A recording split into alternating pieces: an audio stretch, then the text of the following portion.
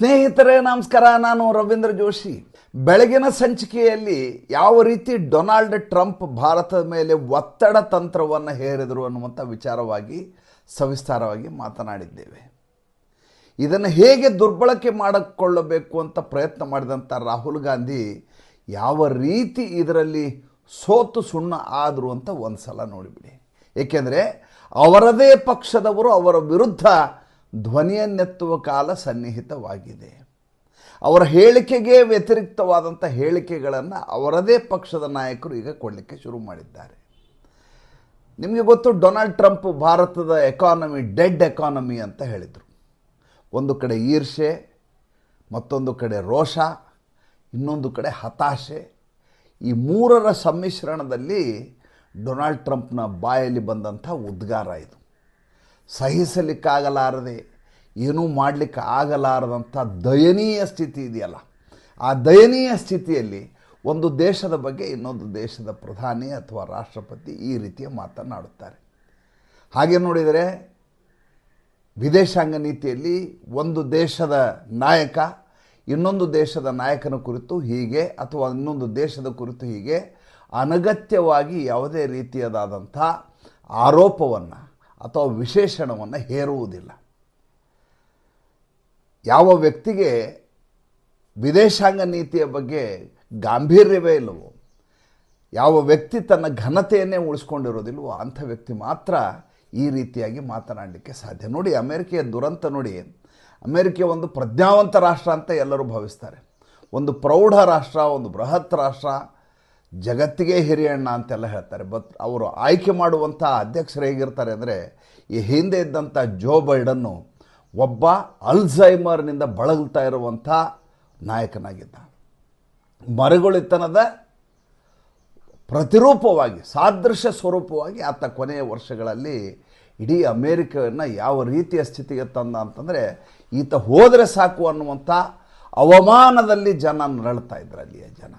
ಆಮೇಲೆ ಎಂಥ ಅಪಸವ್ಯಗಳನ್ನು ಮಾಡಿ ಹೋದ ಅಂದರೆ, ತನ್ನ ಮಗನ ಮೇಲಿದ್ದಂಥ ಎಲ್ಲ ಕೇಸುಗಳನ್ನು ವಜಾ ಮಾಡೋದಲ್ಲ, ಮುಂದೆ ಬರಬಹುದಾದಂಥ ಕೇಸುಗಳು ಕೂಡ ಅದಕ್ಕೆ ನಾನು ಕ್ಷಮಾದಾನವನ್ನು ನೀಡ್ತೀನಿ ಅನ್ನುವಂಥ ಆರ್ಡರ್ ಮಾಡಿ ಹೋದ. ನೀವು ಎಲ್ಲೂ ಈ ರೀತಿಯ ಪ್ರಕರಣಗಳನ್ನು ಕೇಳಿರೋದಿಲ್ಲ.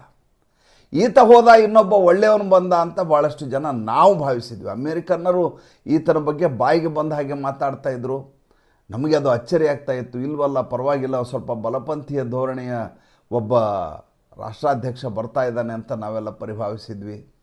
ಪ್ರಾರಂಭದ ದಿನಗಳಿಂದಲೇ ಈತನ ಎಡವಟ್ಟುಗಳು ಶುರುವಾದವು, ಈತನ ಅತಿರೇಕ ಶುರುವಾಯಿತು, ಈತನ ಉದ್ದಟತನ ಶುರುವಾಯಿತು.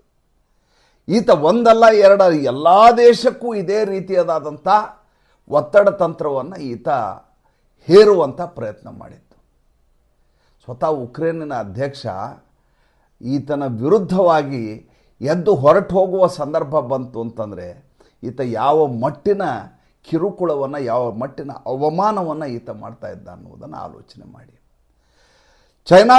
ಚೈನಾದ ಬೃಹತ್ ರಾಷ್ಟ್ರ, ಅಂಥ ರಾಷ್ಟ್ರದ ವಿರುದ್ಧ ಯಾವ ರೀತಿಯ ಒತ್ತಡ ತಂತ್ರವನ್ನು ಮಾಡುವ ಪ್ರಯತ್ನವನ್ನು ಡೊನಾಲ್ಡ್ ಟ್ರಂಪ್ ಮಾಡಿದರು ಅಂದರೆ, ಚೈನಾ ಕೊನೆಗೆ ನಿನ್ನ ಜೊತೆ ವ್ಯವಹಾರವೇ ಬೇಡ, ನಿನ್ನ ಡಬಲ್ ಟ್ಯಾರಿಫನ್ನು ನಾವು ನಿನ್ನ ಮೇಲೆ ವಿಧಿಸ್ತೀವಿ ಅಂತ ಬಹಿರಂಗವಾಗಿ ಹೇಳಿಕೆ ಕೊಡುವ ಮಟ್ಟಿಗೆ ಈತನ ಅತಿರೇಕ ಶುರುವಾಯಿತು. ಇದು ಕೇವಲ ಭಾರತಕ್ಕೆ ಮಾತ್ರ ಸೀಮಿತ ಆದದ್ದಲ್ಲ.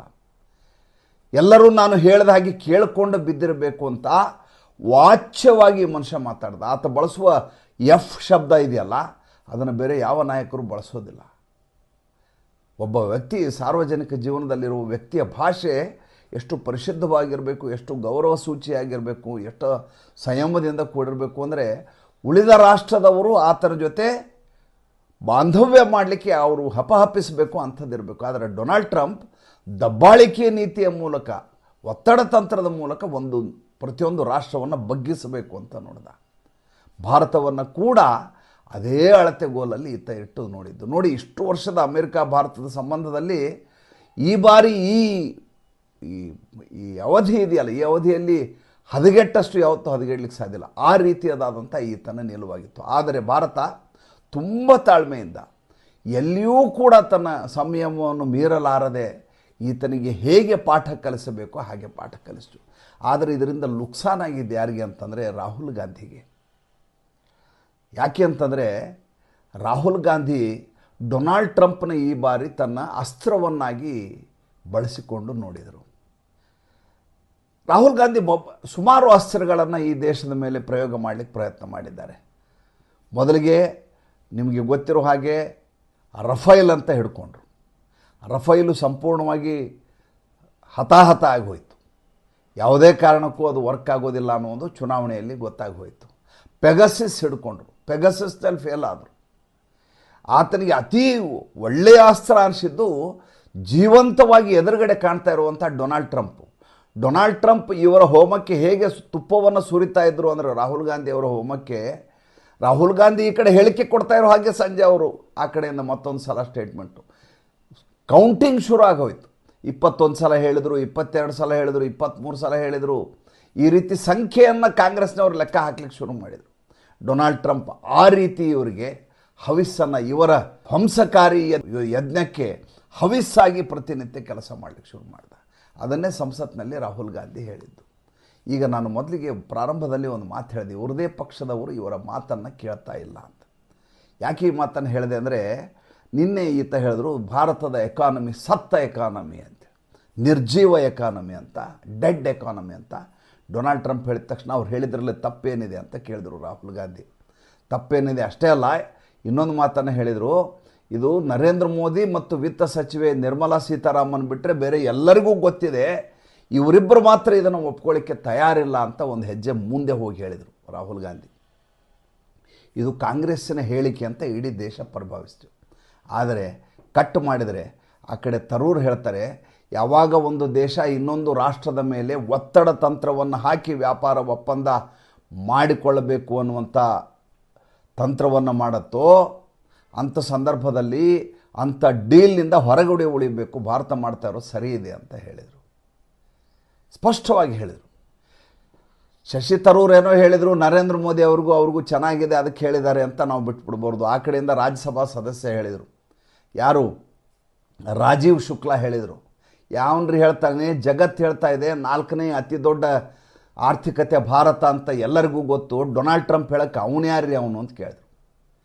ಮುಗಿಲಿಲ್ಲ, ಈ ಕಡೆ ನಮ್ಮ ವಿರೋಧಿ ಬಣದಲ್ಲಿರುವಂಥದ್ದು ಶಿವಸೇನೆ ಉದ್ಧವ್ ಠಾಕ್ರೆ ಬಣ UBT, ಅಲ್ಲಿ ಪ್ರಿಯಾಂಕಾ ಚತುರ್ವೇದಿ ಹೇಳಿದರು, ಭಾರತದ ಬಗ್ಗೆ ಮಾತಾಡಲಿಕ್ಕೆ ಅವ್ರಿಗೇನು ತಾಕತ್ತಿಲ್ಲ, ಅವ್ರಿಗೇನು ಅರ್ಹತೆ ಇಲ್ಲ, ಭಾರತದ ಎಕಾನಮಿ ಬಗ್ಗೆ ಅವರೇನು ಮಾತಾಡ್ತಾರೆ, ನಮ್ಮದು 4ನೇ ಅತಿ ದೊಡ್ಡ ಆರ್ಥಿಕತೆ, ಡೊನಾಲ್ಡ್ ಟ್ರಂಪ್ ನಾಚಿಕೆಗೇಡು ವ್ಯಕ್ತಿ ಅಂತ ಬಾಯಿಗೆ ಬಂದು ಹಾಕಬೇಕಿದ್ರು. ಇವತ್ತು ಎಲ್ಲ ಪಕ್ಷದವರು ಕೂಡ ಡೊನಾಲ್ಡ್ ಟ್ರಂಪ್ನನ್ನು ಬೈತಾ ಇದ್ದಾರೆ. ಆದರೆ ರಾಹುಲ್ ಗಾಂಧಿಗೆ ಮಾತ್ರ ಡೊನಾಲ್ಡ್ ಟ್ರಂಪ್ ಹೇಳಿದ್ದು ಎಲ್ಲವೂ ನಿಜ ಅನಿಸುತ್ತೆ. ಏಕೆಂದರೆ ನರೇಂದ್ರ ಮೋದಿ ಅವ್ರನ್ನ ತದುಕಬೇಕು ಅನ್ನುವಂಥ ಈ ಕುತಂತ್ರ ಏನಿದೆ ಡೊನಾಲ್ಡ್ ಟ್ರಂಪ್ದು, ಅದರ ಭಾಗವಾಗಿ ರಾಹುಲ್ ಗಾಂಧಿ ಭಾರತದಲ್ಲಿ ಅವರ ಪರವಾಗಿ ನಿಲ್ಲುತ್ತಿದ್ದಾರೆ. ಎಂಥ ವಿಚಿತ್ರವಾದಂಥ ಸನ್ನಿವೇಶ ನೋಡಿ.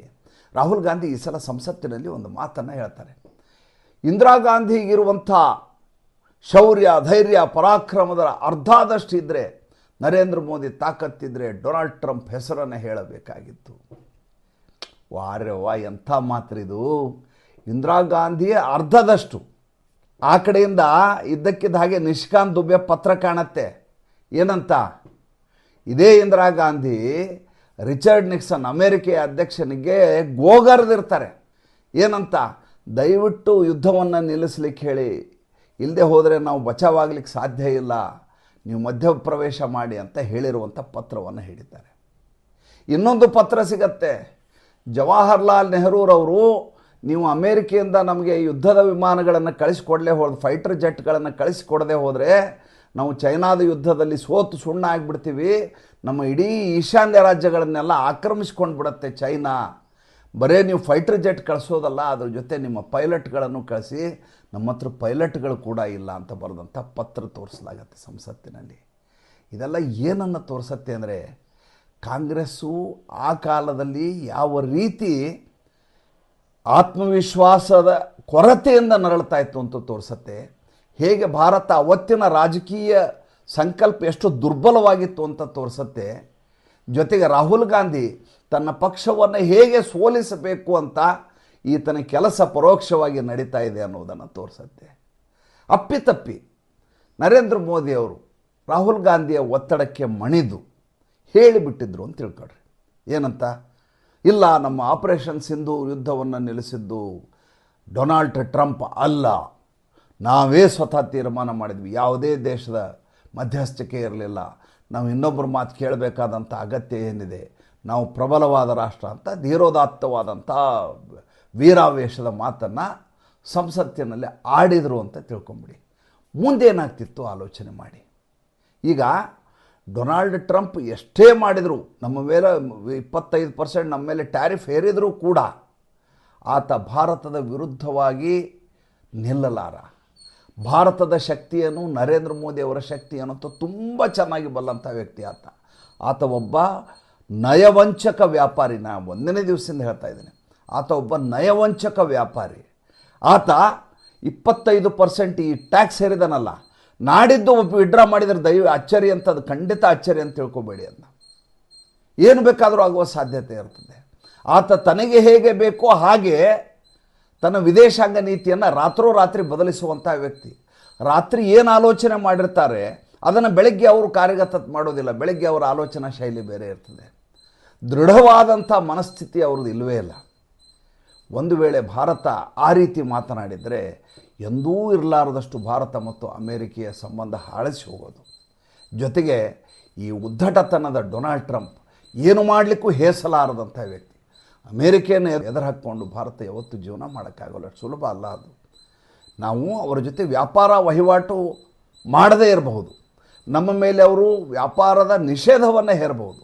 ಆದರೆ ಒಂದು ಬೃಹತ್ ರಾಷ್ಟ್ರದ ವಿರುದ್ಧವಾಗಿ ಮತ್ತೊಂದು ದೇಶ ಆ ರೀತಿ ನಿಲ್ಲುವ ಮೂಲಕ ದೇಶದ ಸಮೃದ್ಧಿಗೆ, ದೇಶದ ಭವಿಷ್ಯತ್ತಿಗೆ ಆಪತ್ತಾಗತ್ತೆ ಅನ್ನೋದನ್ನು ಯಾರು ವಿದೇಶಾಂಗ ನೀತಿಯ ಬಗ್ಗೆ ಸ್ವಲ್ಪ ಆದರೂ ಅದರ ಬಗ್ಗೆ ಗೊತ್ತಿರುತ್ತೆ. ಭಾಳ ದೊಡ್ಡ ಮಟ್ಟದ ಜ್ಞಾನ ಬೇಕಾಗಿಲ್ಲ, ಅದಕ್ಕೆ ಕಾಮನ್ ಸೆನ್ಸ್ ಸಾಕು, ಅವರಿಗೆ ನಿಜವಾಗ್ಲೂ ಅರ್ಥ ಆಗುತ್ತೆ.